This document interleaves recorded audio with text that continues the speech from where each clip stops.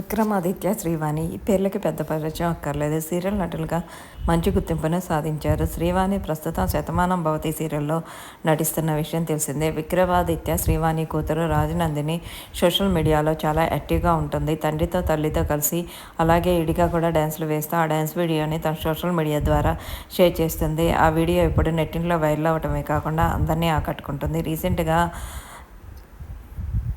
గుంటూరు కారం సినిమాలో కుర్చీ మడత పెట్టవా సాంగ్కి డ్యాన్స్ వేస్తూ ఆ డ్యాన్స్ వీడియోని షేర్ చేసింది. ఆ డ్యాన్స్ వీడియోని చూసి నెటిజన్లు కూడా ఫిదా అవుతూ సో క్యూట్ అంటూ కామెంట్స్ పెడుతున్నారు.